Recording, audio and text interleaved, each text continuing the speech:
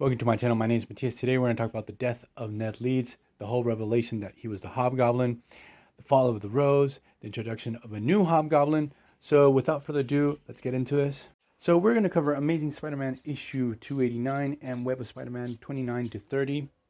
So when you read these issues in particular and isolate it as I did, you get a feeling that something's up with this story, that there's been a course correction or conflict between writers. Here we have Peter David on Amazing Spider-Man and James Owsley on Web of Spider-Man, who was Christopher Priest.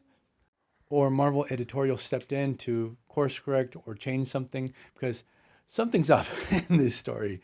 So this story arc is sort of the aftermath of the Wolverine Spider-Man one-shot where Ned Leeds got killed in Germany. We had this whole conflict between Wolverine and Spider-Man and the spy lady that was a friend of Wolverine. She actually seemed to want to die, and she wanted to die by the hands of her friend Wolverine. And Spider-Man was pretty much hell-bent on stopping this, but ends up killing the lady. And this really messes up Peter Parker. So now we're back stateside. We're having the funeral for Ned Leeds. And while this is going down, we have a conversation between Kingpin and this character called the Foreigner. And the Foreigner takes responsibility for killing Ned Leeds, and we get the big revelation that Ned was actually the Hobgoblin, and this sort of feels like it came out of nowhere. I'm not sure if it was established ever prior to this that Ned was the Hobgoblin in the first place, but the way it's presented to us, the reader, it feels like it comes out of nowhere.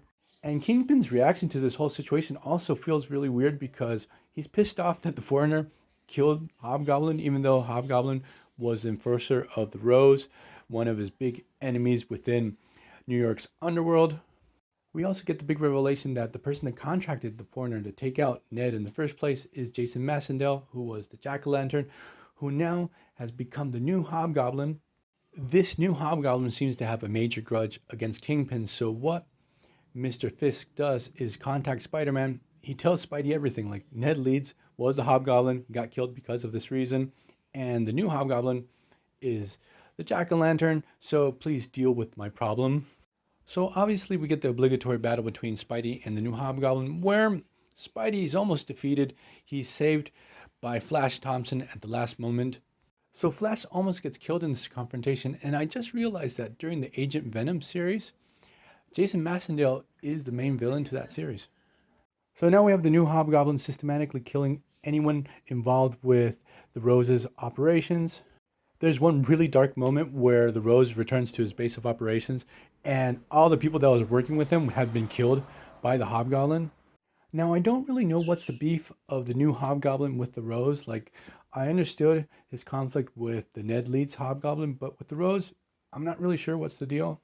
Because the new Hobgoblin isn't working with the Kingpin either. He actually tried to kill him when he first appeared. So in Web of Spider-Man issue 30, we get the big reveal who's the Rose and how Ned Leeds became the Hobgoblin in the first place. So first we discover that the Rose is the Kingpin's son, Richard Fisk. He was approached by Ned Leeds way back in the day.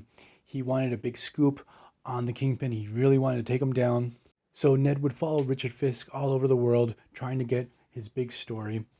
Ned Leeds becomes more and more obsessed with Kingpin, and by chance he actually stumbles across one of Green Goblin's safe houses, and he decides to create the persona of the Hobgoblin. Even though I'm not super sure that he's not the first Hobgoblin, I think he's the second one. But now with this new costume and all these weapons, he goes to Richard Fisk and tells him, look, we can forge an alliance together. You can also take up a masked persona and we can start an open war against the Kingpin. So now we have the Rose having to deal with the fact that he's lost his enforcers. He has no one covering his back. And he basically just gives up his war against his father. He goes to him, tells him, hey, Dad, it's off. I'm not going to fight you anymore.